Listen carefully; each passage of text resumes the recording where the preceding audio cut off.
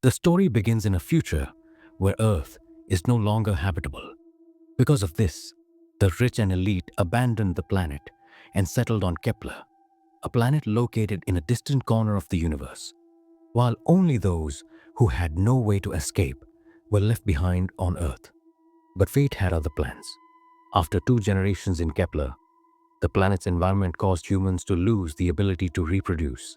Now, rich or poor, the entire human race stood on the brink of extinction. There was only one way left for them to survive: to return to the very Earth they had once destroyed and abandoned, to see whether it had become livable again. To investigate this, the Ulysses 1 mission was sent from Kepler back to Earth, many light years away. However, as soon as it neared Earth, contact with Kepler was lost, and no one ever learned what happened to that crew. When conditions on Kepler grew even worse, humanity's last hope was launched 20 years later, the Ulysses 2 mission. After traveling for many light years, the mission finally reaches Earth. The capsule rips through the atmosphere like a ball of fire. Inside, astronaut Blake and her pilot come dangerously close to death. The ship completely loses control, and as they break through the clouds, they see not land, but an endless ocean stretching in every direction. There is no sign of land anywhere. In the next moment, the capsule slams into the water at full speed and begins sinking into the depths of the ocean. There are 3 astronauts aboard the capsule. After some time, Blake regains consciousness and finds herself on land, badly injured.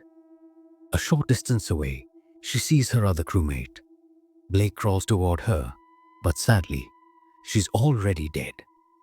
Then Blake looks about 100 meters ahead and spots the capsule, which has been washed ashore by powerful ocean waves. When she goes closer, she finds that her third crewmate, Tucker, is inside.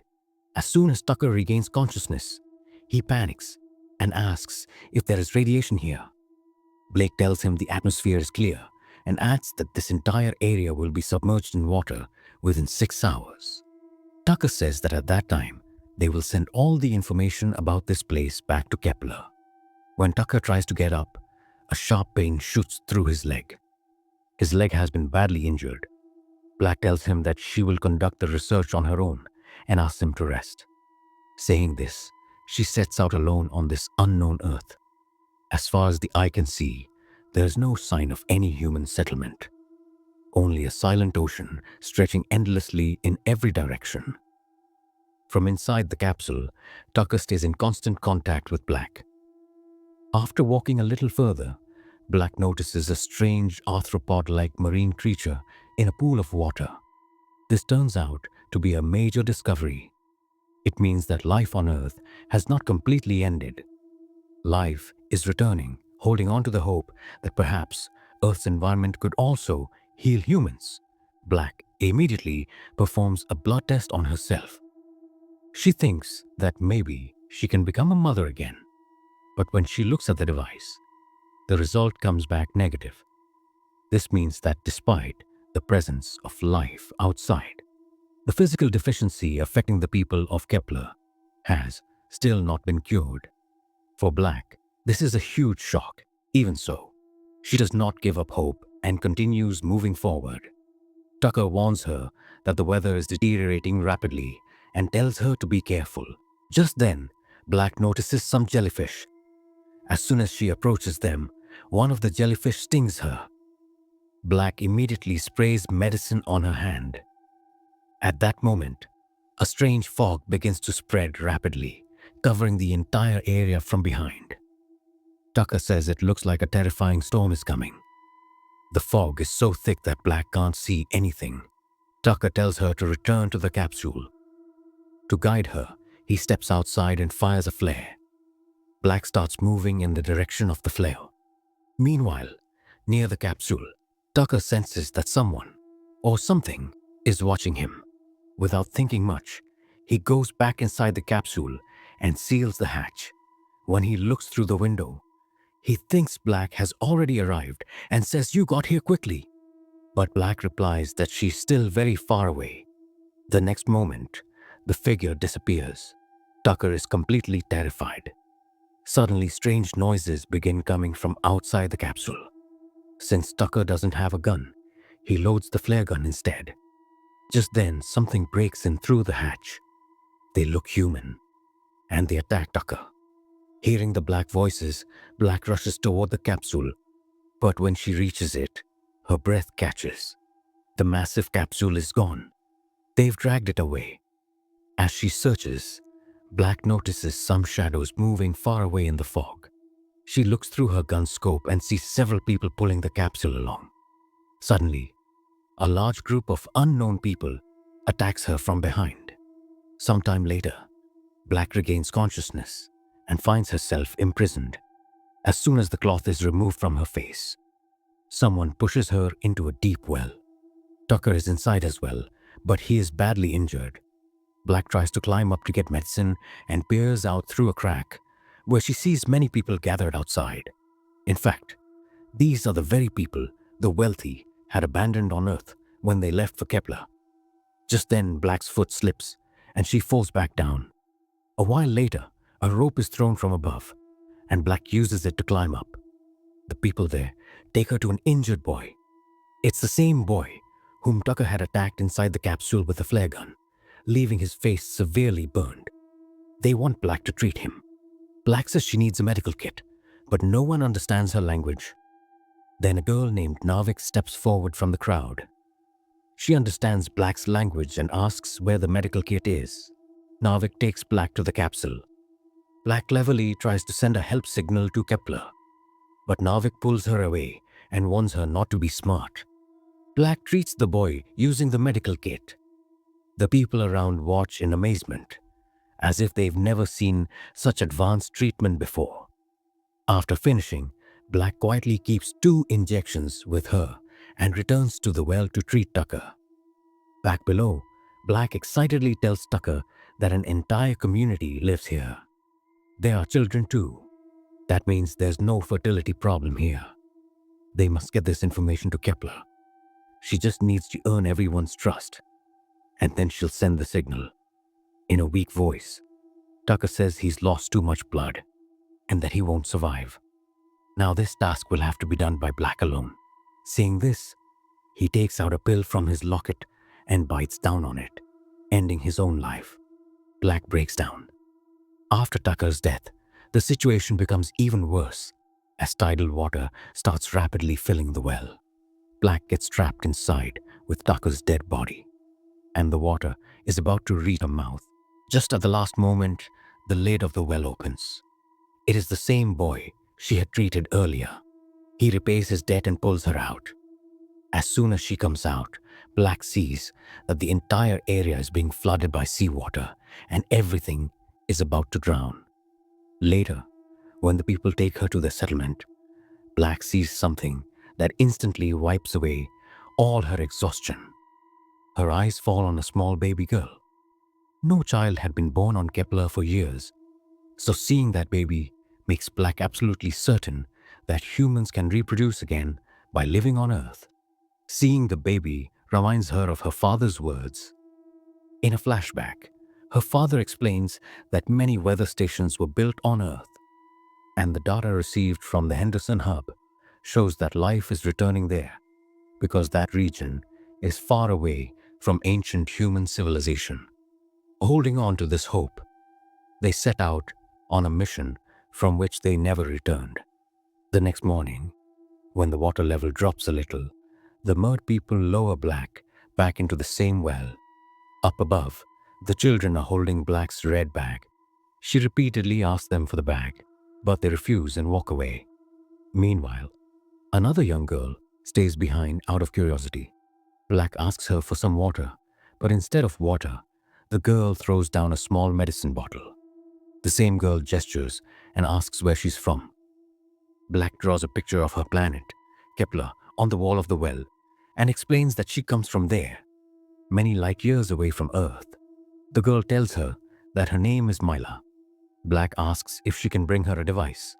Myla agrees and leaves. After a while, a rope suddenly drops down from above, and several children are lowered into the well. Among them is a very tiny baby girl.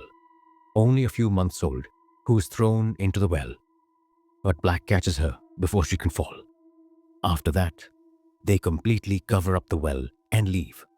The very next moment, screams and cries erupt from outside. It feels as if some unknown force has attacked. And to save the children, they were hidden inside a well. When Plague climbs up and peeks out, the sight she sees is terrifying. Outside, several unknown people with heavy weapons are brutally killing everyone. Mila is also visible among them, carrying the same red bag. She's hiding, but those men soon spot her as well. They tie her up along with the other children and begin taking them away on a boat. Just then, one of the armed men moves toward the well. As soon as he lifts the lid, he sees no one inside because Black is hidden against the dark wall and the children are crouching in the water. After he leaves, things grow a little calmer, and Navik then helps everyone climb out of the well. The scene outside is horrifying. Dead bodies are scattered everywhere. Everyone has been killed. When Black asks, Navik reveals that Mila is her daughter. Black then asks where Mila's father is, and Navik replies that he was swept away into the sea. At that moment, they hear the sound of a boat in the distance and see the same people loading the children and other villagers onto it as prisoners, with Mila among them. Seeing her daughter, Navik immediately pulls out a flare gun. But Black stops her and explains that it's only a flare gun. It won't harm them. She tells her to fire it into the sky to distract them so they can rescue her daughter. Navik refuses to listen. Left with no choice, Black strikes Navik on the head, knocking her unconscious, and fires the flare into the sky. As soon as everyone is distracted, Black swims toward the boat. However, she's actually there to look for her red bag. Even after searching for a long time, she can't find it. Meanwhile, everyone returns to the boat, and to hide, Black blends in among the prisoners. Mila is there as well. The cold is so intense that Black begins to shiver. Seeing her trembling, the same man whom Black had helped earlier gives her his jacket.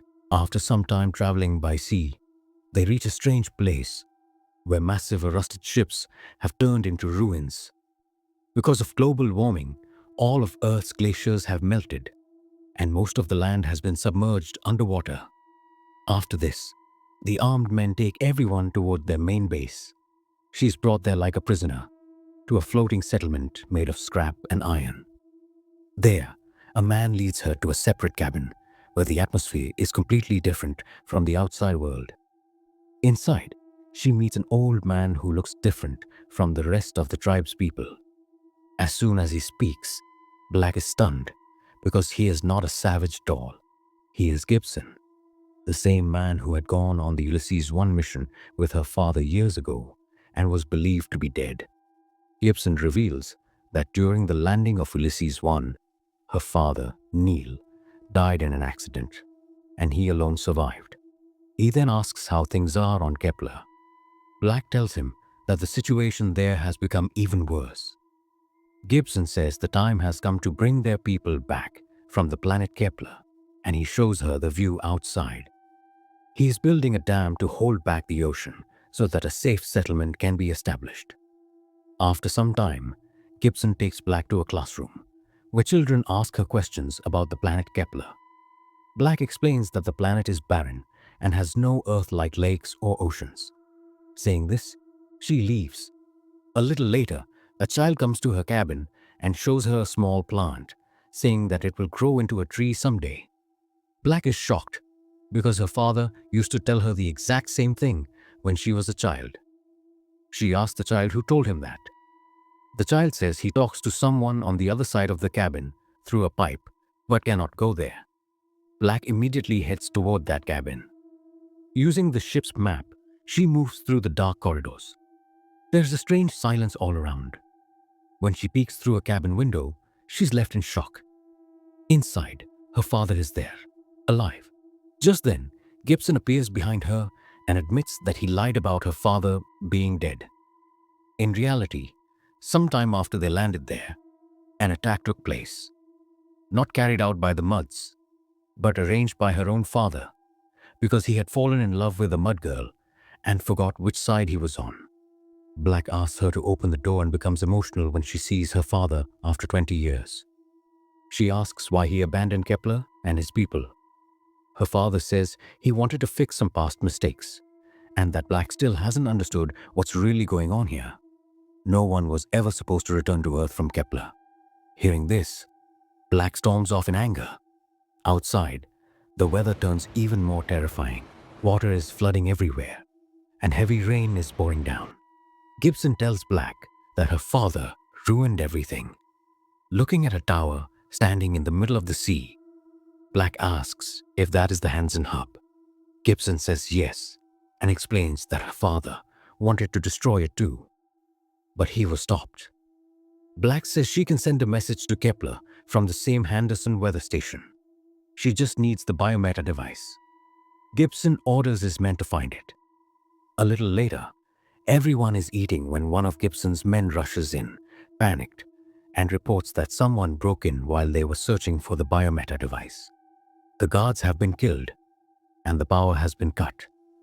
Gibson tells Black and the children to go to a room, then grabs his gun and heads out to investigate. But instead of going to the room, Black takes a flashlight and moves alone down the corridor. Suddenly, a shadow appears behind her. It's Narvik, who is searching for her daughter, Myla. Black leads her to her daughter's room. Just then, Gibson's men arrive from behind, brutally beat Narvik, and drag her away. A short while later, Gibson tells Black that Narvik used to be his most trusted guard, but she betrayed him and tried to escape with her people. In a calm yet firm voice, Black says Narvik didn't betray anyone. She only wants her daughter back. But Gibson coldly replies that Myla now belongs to Kepler, and he alone will decide her future. At that moment, a man named Pauling arrives with Black's red bag, which was supposed to contain the biometa device. But when the bag is opened, there's nothing inside. Furious, Gibson demands to know where the device is. Black, without panicking, says it was probably left back at the camp. Gibson immediately orders that as soon as the water level drops, Black and Pauling will return to the camp and bring the device back at any cost. As he leaves, he coldly adds that Narvik will be killed the next morning. Hearing this, Black's face turns pale. The ground seems to slip from beneath her feet, but she says nothing and walks away.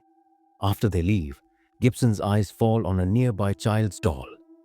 Hidden inside it is the very biometa device, now right before his eyes. Meanwhile, Black returns to her room, but she feels restless.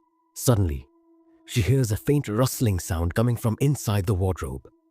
As soon as she opens the door, she sees Myla hiding inside, terrified. Black tries to calm her down, but just then there's a knock at the door. Pauling is standing outside, looking for Myla. He starts searching the room, and as he moves toward the wardrobe, Black makes a split-second decision and forces the poisonous medicine into his mouth. The same poison Tucker used to end his life in the well. Within moments, Pauling begins to convulse. His eyes widen, and he dies right there. Black picks up his gun, grabs Myla's hand, and escapes.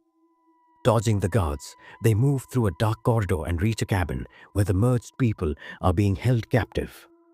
Narvik is imprisoned there as well. Without wasting any time, Black unlocks everyone's restraints and hands the gun to Narvik too. Now Black fully understands that Gibson has been oppressing the people here for years. They have always lived on Earth, but Gibson came from outside, abducted their children, and killed anyone who resisted. Black runs toward her father's room to free him, but her father signals her to look toward the glass. Outside, amid the fog and rain, Gibson is heading toward the Henderson weather tower. At that moment, Black realizes that Gibson has obtained the biometa device she had hidden inside the doll. In a grave voice, her father warns that if Gibson sends a signal to Kepler, the entire population there will come here, and it will lead to nothing but a massacre. So he must be stopped at any cost. Outside, a thick fog has spread everywhere. The sound of gunfire echoes all around. The freed mergers are running for their lives, but Gibson's men are firing wildly from all sides. Black is helping everyone reach a safe place when suddenly a child running at the back is hit by a bullet and gets injured. Black picks him up and somehow manages to get him onto a boat. Once all the muds are safe, Black notices a small boat moving through the fog in the distance. Gibson is heading toward the weather tower to send the signal to Kepler. Black swims with all her strength to reach him and shouts for Gibson to stop. Gibson then puts a gun to the child's head and orders Black to throw away her weapon. In a cold voice, he says the child is her own brother, and if she makes any move, he'll shoot. The child's mother pleads desperately with Gibson to spare her son, but Gibson mercilessly shoots her in the head. Seeing this, Black trembles and, out of fear, lowers her gun. Gibson immediately connects the biometa device to the weather tower and begins transmitting the signal to Kepler. At that very moment, Black gathers her last bit of courage and lunges at Gibson. Both of them fall into the sea. The freezing water pulls them down into its depths, and a deadly struggle ensues. After a long fight, Black kills Gibson, but her own strength gives out. She begins to sink into the endless depths of the ocean as well. Just then, someone grabs her hand and pulls her upward. It's Natik. Even after reaching the boat, Black lies motionless. Panicking, Natik forcefully presses on her chest, and within moments, Black coughs and regains consciousness. Relief and calm spread across the faces of everyone around. Among them, Black's father is also present. Everyone boards the boat and pushes forward through the thick fog in search of a new and safe place.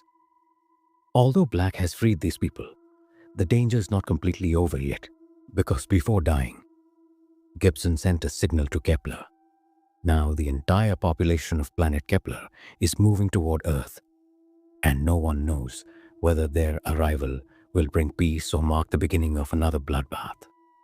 With this fear-filled cliffhanger, the story comes to an end. So friends, before ending the video, here's a bonus fun fact. Many of you might think that the planet Kepler 209 mentioned in the movie is just the writer's imagination. But that's not true. This planet actually exists in the real world. According to NASA, Kepler 209 is located about 10,900 light years away from Earth. This means that even if we traveled at the speed of light, it would still take us 10,900 years to reach there. So, while in the movie they managed to travel there and back using advanced technology, in reality, traveling such a vast distance is impossible with today's science. If you like this video, make sure to like the video and subscribe to the channel. See you in the next video. Until then, keep watching other videos